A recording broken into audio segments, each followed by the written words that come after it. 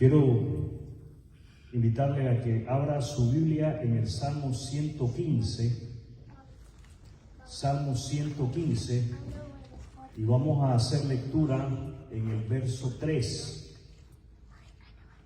Salmo 115, verso 3.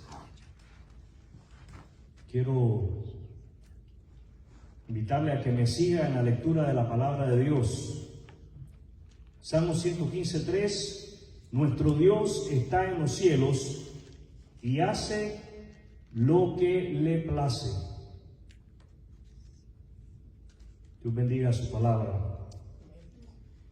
¿Qué significado tiene para usted que Dios sea soberano?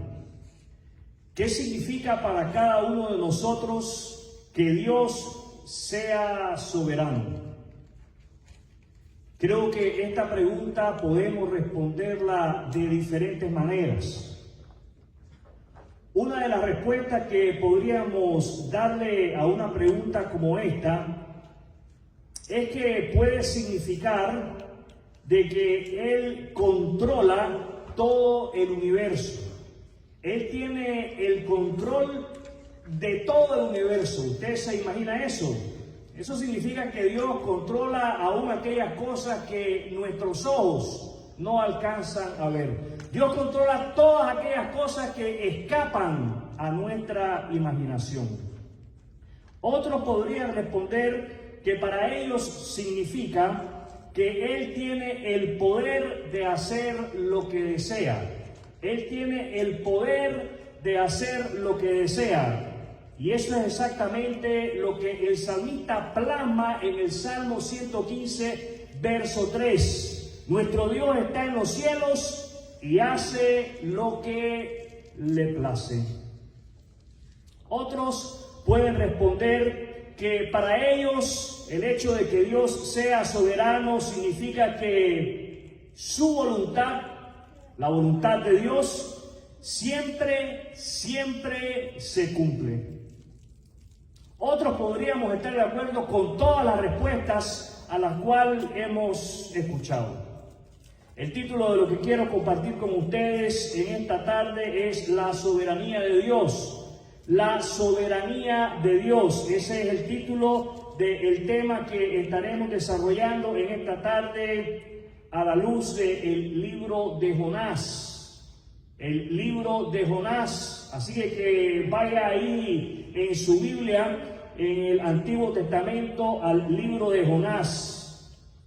El libro de Jonás, mis amados hermanos y hermanas, nos ofrece una perspectiva única de la soberanía de Dios. ¿Qué nos ofrece el libro de Jonás? Una perspectiva única de la soberanía de Dios.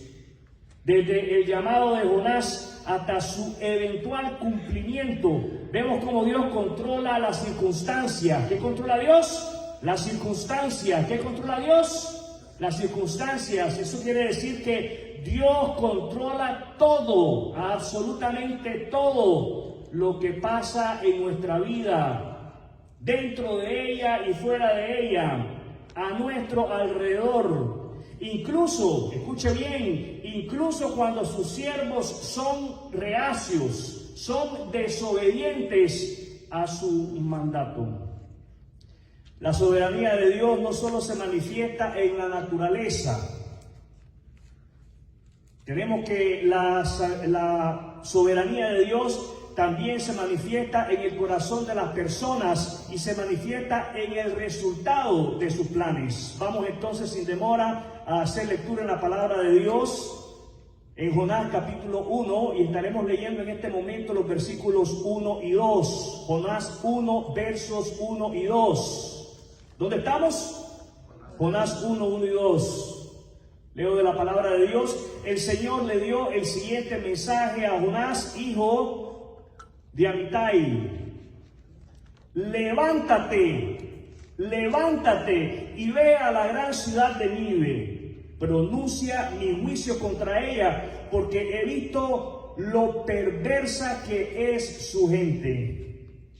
Lo primero que resalta en esta porción de la palabra de Dios a la cual hemos dado lectura es que Dios llama a Jonás. ¿Qué es lo que resalta? El hecho de que Dios llama a Jonás. Resalta el llamado de Dios a este hombre. Nuestra primera lección es la soberanía de Dios en su llamado. La soberanía de Dios en su llamado. ¿Cuál es nuestra primera lección? La soberanía de Dios en su llamado. El llamado de Dios es claro y específico. ¿Cómo es el llamado de Dios? Claro y específico. El Señor instruye, el Señor ordena a Jonás que se levante y que vaya a Nínive a predicar arrepentimiento. El llamado de Dios, mis amados hermanos y hermanas, ha sido específico para todos y cada uno de nosotros. ¿Cómo ha sido el llamado de Dios? Específico. Dios nos llama y Él no nos deja a ciegas. Dios nos llama y Él no nos deja sin entendimiento para qué Él nos está llamando. Él ha sido específico en su llamado para con cada uno de nosotros. Cuando Él llamó a sus discípulos, Él les dijo: vengan y yo les voy a enseñar a ustedes a ser pescadores de hombres. Yo les voy a enseñar a ustedes en cómo es que se lleva el reino de Dios a los hombres. Es necesario entonces, mis amados hermanos y hermanas, que a la luz de esta primera lección sobre la soberanía de Dios, nosotros nos detengamos a reflexionar, nos detengamos a meditar sobre cómo Dios nos ha llamado y nos está llamando en este mismo momento, en este mismo instante, a través de este mensaje. Nos está llamando de una manera personal para una misión específica. ¿Para qué nos llama Dios? Para una misión específica. Quisiera que cada uno de nosotros nos preguntásemos y respondiésemos con toda sinceridad: ¿estoy escuchando su voz? ¿Estoy escuchando su voz? ¿Está usted escuchando la voz de Dios constantemente llamándole para que usted cumpla con la misión que Él le ha encomendado? Ahora, hágase la siguiente pregunta: ¿estoy obedeciendo o estoy huyendo como Jonás? ¿Estoy obedeciendo y asumiendo mi compromiso? ¿Estoy obedeciendo y asumiendo mi responsabilidad? ¿O estoy huyendo de la misma manera como Jonás? Prestemos atención a los versículos 3 y 4. Versículos 3 y 4 en este capítulo 1 de Jonás. Entonces Jonás se levantó. Hasta aquí todo va bien. ¿Qué hace Jonás? Él se levanta. ¿Qué hace Jonás? Se levanta y se fue en dirección contraria para huir del Señor. Creo que hay una gran lección para todos y cada uno de nosotros en esto que estamos leyendo. Descendió al puerto de Jope, donde encontró un barco que partía para Tarsis. Pagó su pasaje. No le dolió meterse la mano en el bolsillo para pagar el viaje que le destinaba a ir en contra de la voluntad de Dios. Subió a bordo y se embarcó rumbo a Tarsis con la esperanza de escapar del Señor. No esperamos muchas veces nosotros, como lo hizo Jonás, escapar de los planes de Dios, escapar de la voluntad de Dios, escapar del propósito de Dios. Ahora bien, versículo 4, el Señor mandó un poderoso viento sobre el mar, el cual desató una violenta tempestad que amenazaba con despedazar el barco. Lo siguiente que resalta en lo que hemos leído es que Dios controla la naturaleza. Dios controla la naturaleza. ¿Qué controla Dios? La naturaleza. Resalta el hecho de que Dios controla el mar y controla la tormenta. Nuestra segunda lección es sobre la soberanía de Dios en la naturaleza. La soberanía de Dios en la naturaleza. Cuando Jonás intenta huir, Dios envía una gran tormenta que amenaza con destruir el barco. Hoy, mis amados hermanos y hermanas, en medio de la dificultad, oye, ¿cómo pasamos por dificultades? Pasamos por dificultades internas, tenemos batallas internas, luchas internas, traumas internos. Y no basta con eso, tenemos dificultades externas. Hay batallas externas que se están librando, luchas externas que se están librando. Pues en medio de todo eso se hace necesario que reconozcamos, ¿qué tenemos que hacer? Reconocer que Dios tiene el control. Tenemos que reconocer que Dios es soberano, que Dios está por encima de todas las circunstancias de nuestra vida. Dios está por encima de todo ello, los oigo. Aunque a veces no lo comprendamos. Aunque a veces no lo comprendamos, y estoy seguro que usted se identifica con esto. Muchas veces no entendemos lo que está pasando. ¿Por qué está pasando? Aunque no lo comprendamos, Dios está en control. Dios está en control. Quiero que piense entonces en qué es aquello en lo cual le parece que Dios no ha estado en control en su vida. ¿Qué es aquella circunstancia en la cual a usted le parece que Dios se ha olvidado de usted, que Dios le ha abandonado y que usted no puede contar con la ayuda del Señor? Vamos al versículo 10 para que nosotros podamos apreciar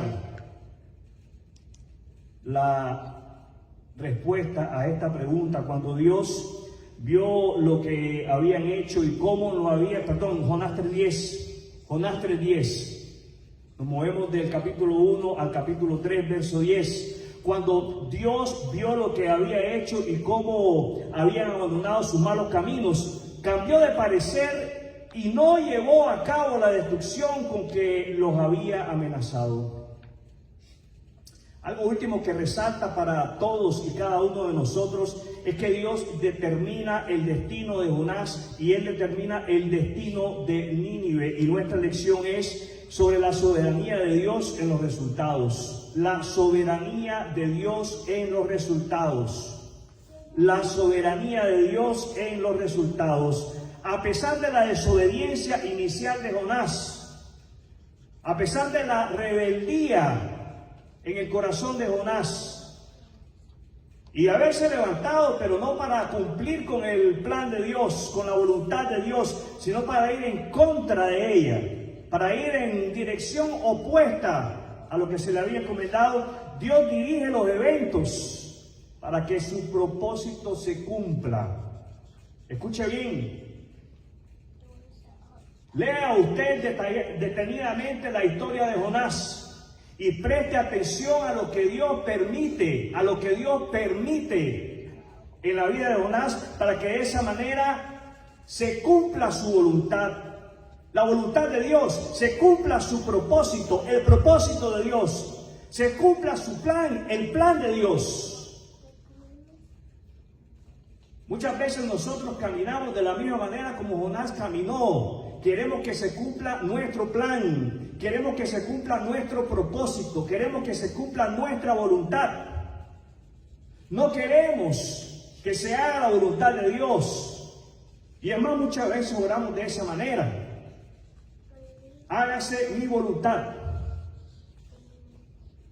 Me preguntaba en estos días, ¿cuál es la oración más peligrosa que tú has hecho? ¿Cuál es la oración más peligrosa que tú has hecho? Y yo quiero que usted piense en este momento en cuál es la oración más peligrosa que usted ha hecho. Más peligrosa en el sentido de que representa un riesgo para usted, representa un riesgo para mí. Riesgosa porque nos obliga a que si el Señor la responde, tenemos que salir de nuestra comodidad. Tenemos que dejar nuestra comodidad a un lado y sacrificarnos. Yo respondí a esa pregunta, no sé si usted ya la ha respondido en su mente. Yo respondí a esa pregunta: la oración más peligrosa que yo he hecho es: hágase tu voluntad. Hágase tu voluntad, no la mía. Tenemos nosotros que prestar atención a los eventos que Dios permite en nuestra vida, para de esa manera Él cumplir con su voluntad en nuestra vida. Confiemos.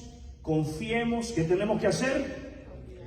Confiemos en que la voluntad de Dios se cumplirá en nuestra vida, incluso cuando enfrentamos desafíos o momentos de duda.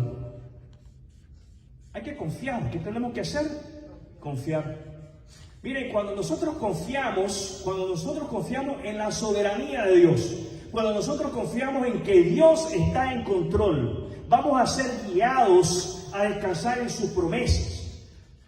Vamos a ser guiados a experimentar el gozo y la paz del Señor. Vamos a ser guiados, ponga atención, porque vamos a ser guiados a comprometernos. Vamos a ser guiados a comprometer cada aspecto de nuestra vida en las manos del Señor. Vamos a ser guiados a entregar nuestra voluntad en las manos del Señor. Pero eso va a suceder solamente cuando nos comprometamos a confiar en la soberanía de Dios para cada aspecto de nuestra vida. Permita, mi hermano, permita, mi hermana, que la voluntad de Dios sea la que guíe sus decisiones y sus acciones. Confíe en la soberanía de Dios. Dios, en su soberanía, envió a su Hijo Jesucristo al mundo para salvarnos. Se hace necesario entonces que reconozcas tu necesidad de un Salvador y permitas que Jesús gobierne tu vida, que permitas que Jesús sea el Rey soberano sobre tu vida. Para ello quiero invitarte a que te arrepientas de tus pecados y te vuelvas a Dios a través de la fe en Jesucristo como el único medio para la salvación de tu alma. La soberanía de Dios es inquebrantable y absoluta. ¿Cómo es la soberanía de Dios? Inquebrantable y absoluta. Todo, absolutamente todo lo que ocurre, tanto en el cielo como en la tierra, están bajo su control. Él tiene un propósito para tu vida. Y ese propósito se cumplirá una vez que tú confíes y dependas en la soberanía de Dios. Y no solamente que confíes y dependas en el hecho de que Dios es soberano y que Él está en control, sino que le obedezcas. ¿Qué se hace necesario hacer? Obedecerle. Confiamos. ¿Los oigo? Entonces le obedecemos. Quiero invitarle en este momento a unirse conmigo a esta oración. Ojos cerrados. Oremos.